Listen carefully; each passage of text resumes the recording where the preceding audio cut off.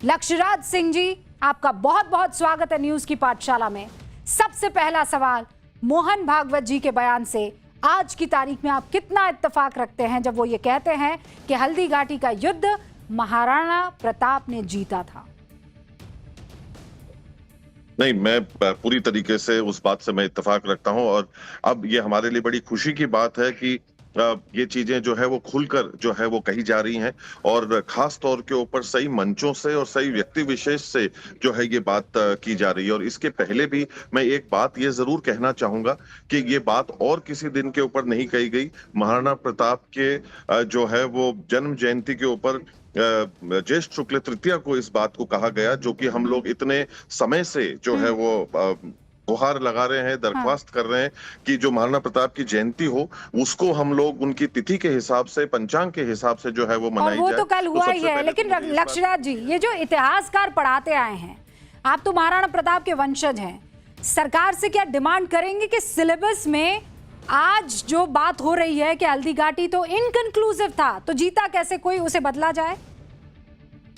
बिल्कुल, मैं ये जरूर गुहार लगाऊंगा और मैं मानता हूं कि कल के पावन अवसर के ऊपर इस बात की शुरुआत भी हुई। इससे अच्छा दिन, इससे अच्छा मंच जो है और इससे अच्छा स्थान और व्यक्ति विशेष हमको नहीं मिल सकते थे जिन्होंने इस चीज के बारे में चर्चा करी।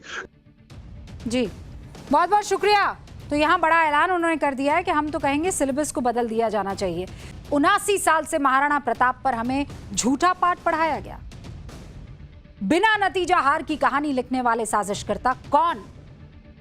हल्दी घाटी युद्ध को लेकर अब तक हमें ज्यादातर इतिहासकारों ने यही बताया है ना कि अकबर महान की मुगल सेना ने महाराणा प्रताप की सेना को हरा दिया। लेकिन आज न्यूज की पाठशाला में मैडम आपको हल्दी घाटी युद्ध से जुड़ा एक ऐसा अनसुना चैप्टर बताने वाली हैं जिसे सुनकर आप हैरान रह जाएंगे। और इसके लिए आपको दिल, दिमाग, आंख, नाक, कान खोलकर इस क्लास में दाखिला लेना होगा। फिर आपको पता चलेगा कि हल्दी घाटी युद्ध के दौरान ऐसा समय आया जब अकबर की मुगल सेना ने सरेंडर कर दिया। यह बात सालों तक आपसे छिपाई गई। अब आरएसएस प्रमुख मोहन भागवत इस मुद्दे को उठाकर कई हैरान करने वाले सवाल खड़े करते हुए दिख रहे हैं। कल उदयपुर की हल्दी घाटी युद्ध के, उदयपुर में हुआ था ये, हल्दी घाटी युद्ध के 450वें वर्ष और महाराणा प्रताप की 486वीं जयंती जब मनाई गई तो आरएसएस प्रमुख मोहन भागवत ने हल्दी घाटी युद्ध के अनसुने इतिहास से जुड़ा एक मुद्दा उठा दिया। मोहन भागवत ने आरोप लगाया कि एक साजिश के तहत कुछ इतिहासकारों ने अकबर को हल्दी घाटी युद्ध का विजेता बताया है, जबकि इस युद्ध में महाराणा प्रताप की विजय हुई। पहले आप मोहन भागवत के इस बयान को सुनिए, इसके बाद युद्ध से जुड़े अनसुने इतिहास का चैप्टर आपके सामने। आज हम राणा प्रताप की जयंती करते हैं। दुनिया में कहीं पर आपने सुना है अकबर की जयंती होती है? तो जीता कौन है भाई? हल्दी घाटी की युद्ध में विजय किसकी, ये कोई शंका की बात है? भ्रम उत्पन्न कैसे होता है? आज हम यहां बैठे हैं, धर्म संस्कृति की बात कर रहे हैं, यहां भगवे झंडे लगे हैं, साफ है कि हल्दी घाटी में राणा प्रताप जीते, इसलिए हो रहा है। लेकिन हमको यह ध्यान में रखना चाहिए कि किन बातों के कारण जीते। वो केवल सेना के सामर्थ्य की बात नहीं है। सेना और शस्त्रों का सामर्थ्य देखेंगे तो अकबर का पलड़ा भारी था, लेकिन जो उसके पास नहीं है वो इनके पास था। ये सूर्यवंशी है ना। और ये कहने में किसी को संकोच होना नहीं चाहिए। आगे बढ़ने से पहले आपको हल्दी घाटी युद्ध की टाइमलाइन बता देती हूं ताकि आप ये समझ सकें कि कुछ इतिहासकारों पर अगर ये आरोप लगते हैं कि उन्होंने तथ्यों से छेड़छाड़ की या फैक्ट को दबा दिया तो ऐसे आरोपों की वजह क्या हो सकती है। नोट कर लीजिए, 1572 में महाराणा उदय सिंह द्वितीय की मृत्यु के बाद महाराणा प्रताप मेवाड़ के सिंहासन पर बैठे। इस दौरान अकबर ने मेवाड़ को मुगल अधीनता स्वीकार करने के लिए कई सारे दूत भेजे, लेकिन महाराणा प्रताप ने इनकार कर दिया।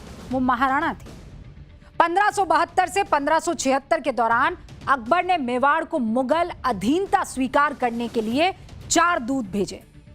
जलाल खान खुर्ची, राजा मानसिंह, राजा भगवंत दास और तोडरमल, लेकिन सभी महाराणा प्रताप के सामने फेल हो गए।